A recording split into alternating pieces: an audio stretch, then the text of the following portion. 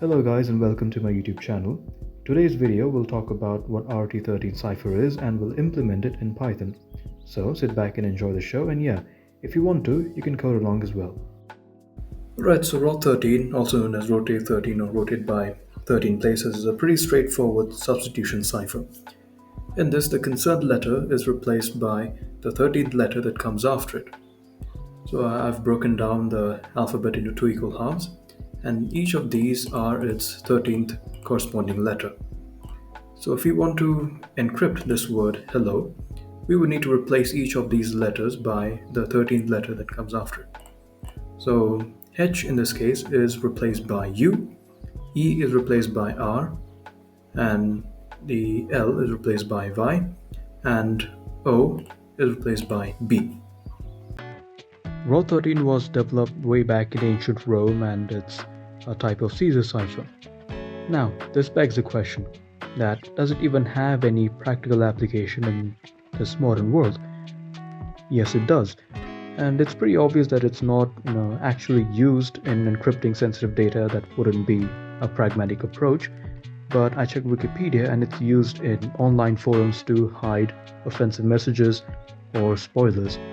In fact, you can also use this to write secret letters to your crush, but let's just keep that for another day.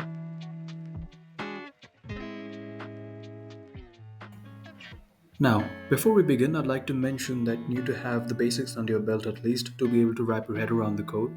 And by basics, I mean functions, loops, especially for loop, print and input statement, string methods, and ORD and CHR functions.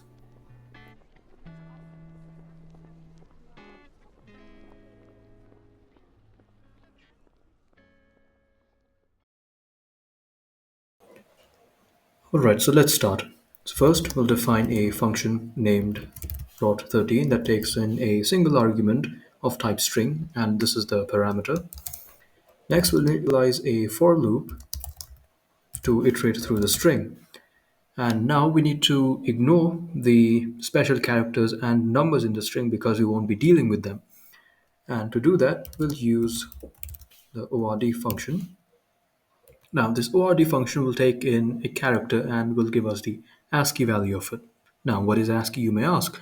So ASCII stands for American Standard Code for Information Interchange, and it's a encoding standard that is used to represent the text in computers. Now, the ASCII value of special characters and integers fall below or equal to 64. So, all we need to do is just print out the character. So, print I, and I'll be specifying the end parameter. Now, the reason I'm doing this is because by default, the print function will print the characters in a new line. So, I don't want that to happen, and I want it to be in a sequence. And if you don't know what ASCII is, I'll be making a new video on that, so stay in the loop. Okay, so let's understand the logic here. As you know, we are supposed to replace these letters by the 13th corresponding letter. And the way we do this is by adding 13 to the ASCII value. Let's take J for instance. If we add 13 to 74, we get 87, which is the ASCII value of W. Now, the real question is, how are we supposed to know whether to add or subtract 13? Because if we add 13 to, let's say, 89, we get a value far greater than Z, which is the limit here.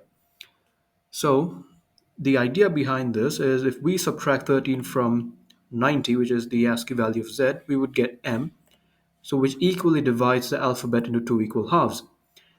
And if the character's ASCII value is far greater than M's ASCII value, then we simply subtract. For example, let's take W.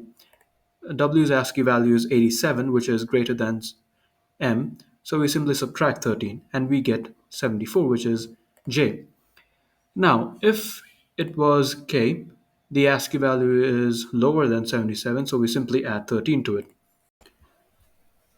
Based on the logic, let's write the code. First, we need to check if the character is in uppercase. For that, we'll be using the isUpper method. So is upper, and this method will return true if the character is in uppercase, false otherwise.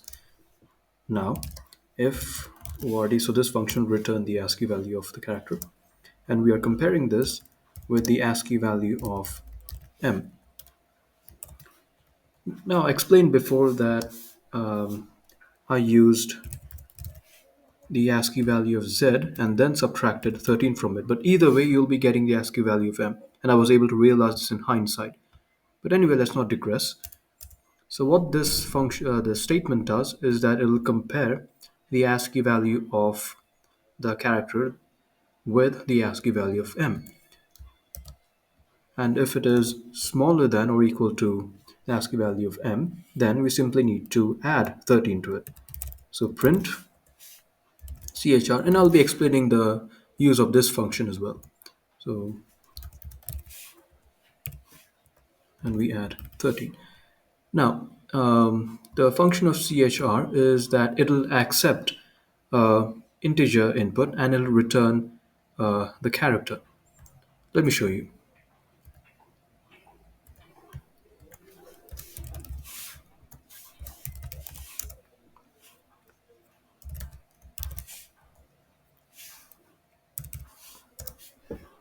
See, 77, we get m.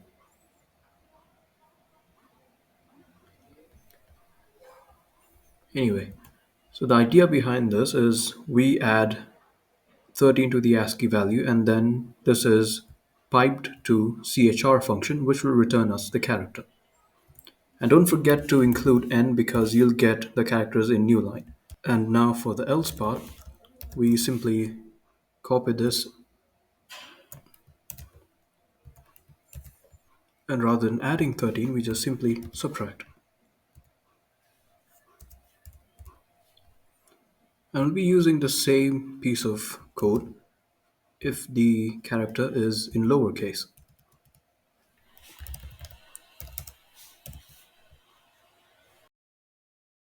Now don't forget to change the uppercase because this part of the code over here will be dealing with lowercases, so we need to compare the ASCII value of the lowercase characters to lowercase m. So let me change that. And now let's test our code.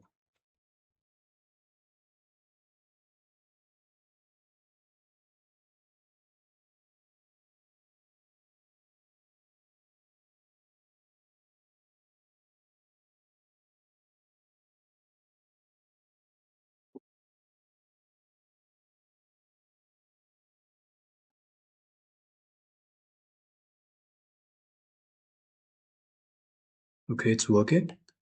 Let's try and decode this.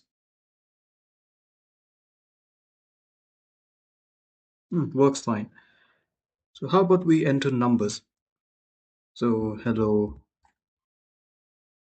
world 123. Okay. So far so good. So it works.